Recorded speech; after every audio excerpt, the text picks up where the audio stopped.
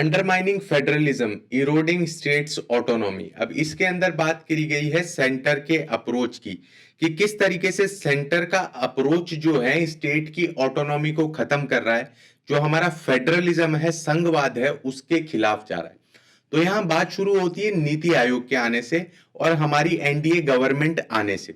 यहां पे बताया गया है कि जब एनडीए गवर्नमेंट आई थी तो सबको यह लगा था 2014 के अंदर कि फेडरलिज्म की तरफ कदम उठाए जाएंगे, फेडरलिज्म को बेटर किया जाएगा, एक कोऑपरेटिव फेडरलिज्म की स्थापना होगी। क्यों? इसके पीछे दो तीन रीजन थे। सबसे पहले प्रधानमंत्री नरेंद्र मोदी खुद चीफ मिनिस्टर थे जो ये चाहते थे कि स्टेट को ऑटोनॉमी मिले। दूसरी चीज, जब नीति आयोग आया, नीति आयोग जब आया तो हमें यह लगा कि जो अर्स्टवाइल प्लानिंग कमीशन है, जो चीजों को ऊपर से डालता था, ऊपर डिसीजन लिए जाते थे और नीचे की तरफ उन्हें इंप्लीमेंट किए जाते थे, सारे डिसीजन सेंटर लेता था प्लानिंग कमीशन में और उसके अंदर किसी भी तरीके का इंक्लूजन नहीं होता था स्टेट्स का। ये चीज हम जानते हैं। तो यहां पे क्या किया गया, नीति आयोग के अंदर स्टेट्स का इंक्लूजन किया गया, स्टेट्स को अंदर लाया गया। अब इससे हमें यह लग रहा था कि अब जो है कोऑपरेटिव फेडरलिज्म जो है मेंटेन होगा, वो प्रमोट होगा। बट अनफॉर्चुनेटली इस तरीके का कोई भी काम नहीं किया नीति आयोग ने। रादर हुआ क्या है कि कोऑपरेटिव फेडरलिज्म तो आया नहीं, बट हम सेंट्रलाइजेशन की तरफ ज्यादा टेंडेंसीज देख रहे हैं। अब इसके बारे में क्या क्या एग्जाम्पल दिए गए हैं उसके बारे में हम थोड़ा सा डिस्कशन कर लेते हैं। सबसे पहले बताया गया फाइनेंस कमीशन द्वारा दी गई रिकमेंडेशन। अब मोस्टली फाइनेंस कमीशन की जितनी भी रिकमेंडेशन है उन्हें मान ही लिया जाता है, उन्हें ठुकराया नहीं जाता। बट 15th फाइनेंस कमीशन के अंदर हमने देखा कि जो एक रिकमेंडेशन थी, that is a special grant to 3 states. कितनी ग्रांट थी? 6,764 crore rupees.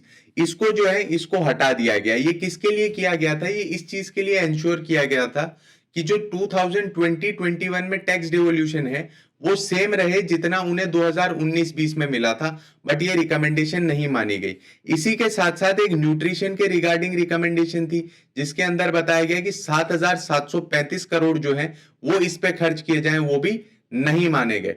Apart from that, finance commission for the period of 2021 and 26 उसने भी रिकमेंडेशन दी। उसने कहा कि सेक्टर स्पेसिफिक ग्रांट जो है वो होनी चाहिए 1,29,987 करोड़ रुपीस और स्टेट स्पेसिफिक ग्रांट जो है वो होनी चाहिए 49,599 करोड़ रुपीस। बट इसे नहीं माना गया। तो इस चीज से हम ये चीज देख पा रहे हैं कि जो फाइनेंस कमीशन है उसकी अथॉरिटी को अंडरमाइन किया जा रहा है, उसकी उतनी रिस्पेक्ट नहीं रही और जो कोऑपरेटिव फेडरलिज्म है उसके साथ भी कॉम्प्रोमाइज किया जा रहा है। अब हम बात कर लेते हैं ऑफ बजट बोरोइंग्स के बारे में। ऑफ बजट बोरोइंग को क्या कर रहा है centre? So of borrowing budget को 2021-22 के ऑनवर्ड इसे स्टेट बजट के अंदर इंक्लूड करेगा और इस चीज को लेके आएगा लिमिट के अंदर under physical responsibility budget management. अब FRBM क्या है, इसको आपको सिंपल शब्दों में बता दूं तो जितनी भी सरकार है वो 5 साल तक आती है। अगर वो लोन लेके वो किसी बाहर से पैसे लाके लोगों पे खर्च कर देगी या अपनी वेलफेयर पॉलिसीज वहां पे दिखा देगी अपने नाम को ऊपर करने के लिए, बट उन्हें कभी ना कभी तो चुकाने पड़ेंगे पैसे, वापस कभी ना कभी तो देने पड़ेंगे।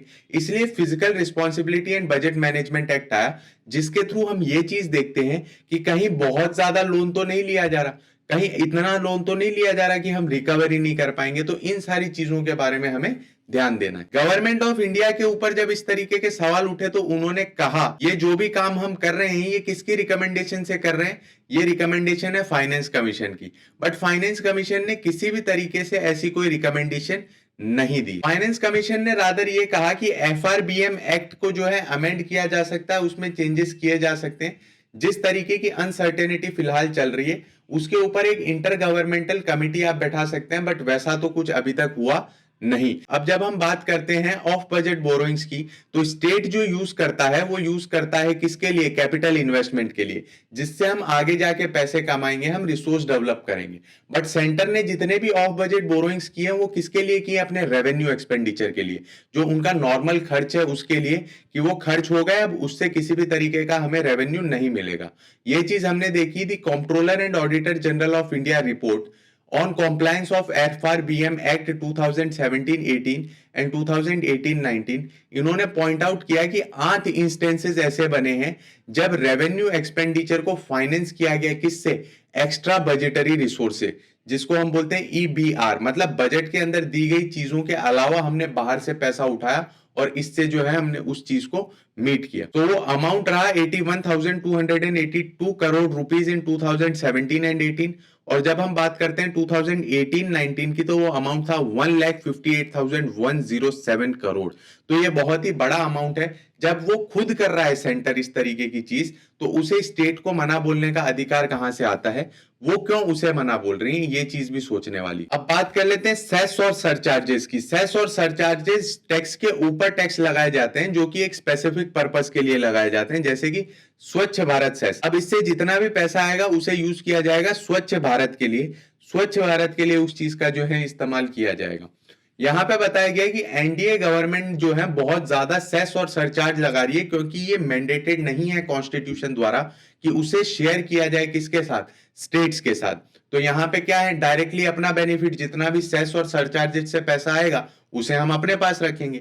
अब यहाँ पे बताया गया है कि जो अमाउंट आता था टैक्सेस के अंदर सेस के थ्रू, वो 2014-15 के अंदर था 13.5%। और अब जब हम बात करते हैं 2022-23 की, तो बजट के अंदर उसका हिस्सा होगा 20%। अब जितनी सेस और सरचार्जेस की वैल्यू ज्यादा होगी, उतनी ही कम होगी क्या चीज? स्टेट का शेयर इन सेंट्रल टैक्सेस, जो कि फाइनेंस कमीशन ने बताया था कि 41% होना चाहिए, बट कहां जाके अटक गया है? 29.6% पे जाके अटक गया है। उससे ऊपर वो वैल्यू नहीं जा रही। चौंकाने वाली बात और ये सामने आती है कि जब हम बात कर रहे हैं इस सेस की, तो उससे कलेक्ट किए गए 2018-19 में 2,74,592 करोड़ रुपीस, जो 35 तरीके के सेस से कलेक्ट किया गया, जिसमें से सिर्फ 1,64,322 करोड़ जो है क्रेडिट किए गए उस डेडिकेटेड स्कीम के ऊपर, जिस डेडिकेटेड स्कीम के लिए वो सेस लगाया गया था। फॉर एग्जांपल स्वच्छ भारत, मोटा मोटी 1 लाख करोड़ अभी भी हमारे पास बचा हुआ है, जो कहां है? Consolidated fund of India.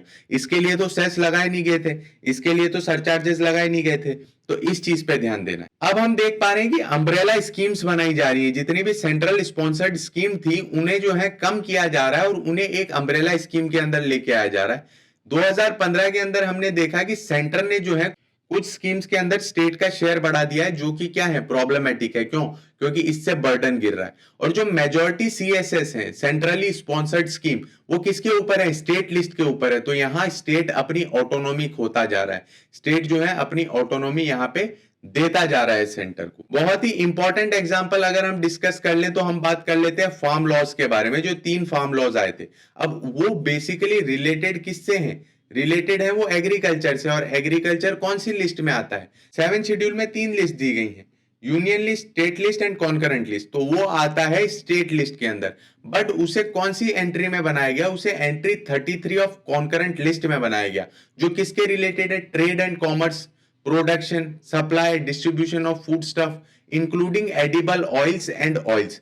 तो इसे जो है थोड़ा ट्विक करके उस तरीके से इसे पेश किया गया, that again hampers the autonomy of state. तो हम कोऑपरेटिव फेडरलिज्म तो देख नहीं पा रहे, बट ये देख पा रहे हैं कि ये पॉलिसीज जो है इंडियन फेडरेशन को कोअर्सिव बना रही हैं।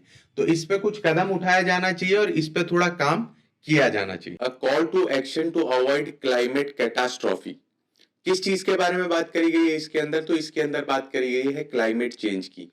अभी हाल फिलहाल में हमने देखा COP27, जिसके अंदर बात की जा रही है कि किस तरीके से हम ग्लोबल वार्मिंग को कम करें। तो उसी के ऊपर यहाँ पे बताया गया कि किस तरीके से हम सबको मिला जुला एक एक्शन लेना है, सबको साथ में काम करना है, तभी जाके ये सिचुएशन जो है हमारे कंट्रोल में आएगी। उस चीज के बारे में यहाँ पे चर्चा करी गई है। तो यहाँ सबसे पहले बताया गया है कि क्लाइमेट चेंज जो है वो ग्लोबल प्रॉब्लम है और उसके अंदर सबका कॉपरेशन चाहिए। इसीलिए 30 से भी ज्यादा न्यूज़पेपर एंड मीडिया ऑर्गेनाइजेशन ने अग्री किया है, जो 20 कंट्रीज के अंदर स्टैब्लिश्ड हैं, कि अब हमें जो है एक कॉमन व्यू लेना पड़ेगा, क्योंकि हमारे हाथ से टाइम निकलता जा रहा है। Rather than getting into fossil fuels, अब हमें कहाँ जाना चाहिए? क्लीन एनर्जी में जाना चाहिए। क्लीन एनर्जी को हमें जो है हमारा सोर्स बनाना चाहिए डेवलपमेंट का। COP26 United Nations climate summit, जो ग्लासगो में हुई थी 12 महीने पहले, उसमें अग्री किया गया था कि हम क्या करेंगे? हम जो है 1.5 डिग्री सेल्सियस तक ट्रैक रखेंगे, इससे ज्यादा नहीं बढ़ने देंगे। बट क्या ये स्टेप सफिशिएंट है? जी नहीं, ये स्टेप सफिशिएंट नहीं है। हमें और ज्यादा करना है और ज्यादा इस चीज को, लिमिट को कम करना है। ये चीज हम देख पा रहे हैं, जैसे कि फ्लड्स आए पाकिस्तान में, यूरोप के अंदर heat waves, forest fire in Australia, hurricanes in United states of America. ये सारी चीजें हमने देखी, जबकि हम क्या है और ज्यादा इससे भी बदतर हालत में जा सकते हैं। तो इसलिए जरूरत है कि हम इन सारी चीजों को ध्यान में रखें और एक कॉमन एम एंड ऑब्जेक्टिव के साथ काम करें। रशिया यूक्रेन कॉन्फ्लिक्ट के बाद ये प्रॉब्लम और बढ़ गई, क्योंकि अब नेशंस जो है वो रशिया के ऊपर डिपेंडेंट नहीं रहना चाहते, इसलिए नए फॉसिल फ्यूल प्रोजेक्ट्स की तरफ ये जा रहे हैं। मीनवाइल हम जो है हमारी टेम्पररी सप्लाई तो मेंटेन कर पाएंगे, बट इससे बहुत बड़ा डैमेज हो जाएगा जो कि इरिवर्सिबल होगा। हमें क्या करना चाहिए, हमें रिन्यूएबल एनर्जी की तरफ जाना चाहिए। अब बात यही आती है कि किस तरीके से हम इन सारी चीजों को फेस करेंगे। अभी जो डेवलपिंग कंट्रीज है उनका मानना ये है कि हमें $2 ट्रिलियन चाहिए एनुअली, ताकि हम ग्रीन हाउस इमिशन जो है उसे कम कर सके और क्लाइमेट चेंज को जो है फेस कर सके।